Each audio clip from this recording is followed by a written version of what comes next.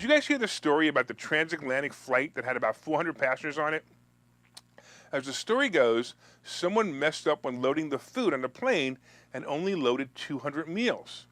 So the flight crew was kind of up in arms, but a very smart flight attendant had an idea. About 30 minutes into the flight, she made an announcement, "Attention passengers, due to an error, we only have 200 meals instead of 400 meals. If anyone would like to give up their meal for an alcoholic beverage instead, please inform the flight attendant." It was a brilliant idea indeed, right?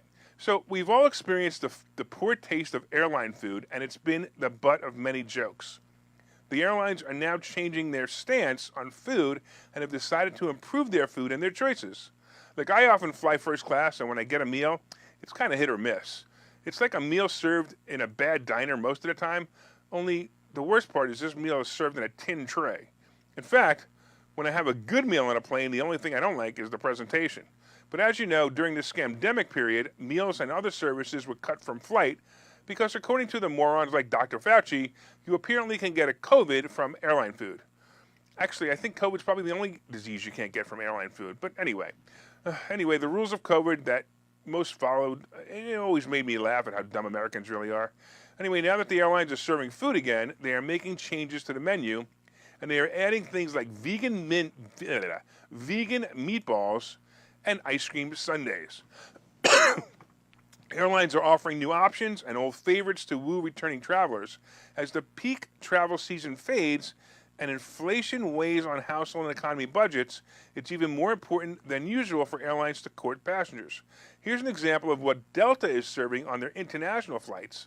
Check it out. It's a new sundae in a cup, pre-mixed with chocolate, cherries, and spiced Belgian cookies called speculoos, which are known in North American as Biscoff cookies. I don't know, whatever. To me, it sounds like a McFlurry with cookies anyway. Anyway, here's some interesting thoughts, though, also. In premium cabins, such as Delta One on international flights, passengers can build their own sundaes with a choice of toppings.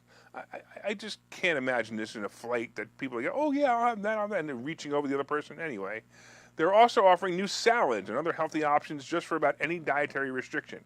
You should remember, however, that these changes are mostly for international flights where meals are necessary because of the length of the flight. Oh, by the way, remember the 200 meals for 400 meals passenger story? Well, as the flight went on, the passengers substituted alcoholic drinks for the food, and the flight attendant made an announcement about 2 hours into the flight and said, "Hey, does anybody want to change their mind? We still have 180 meals left."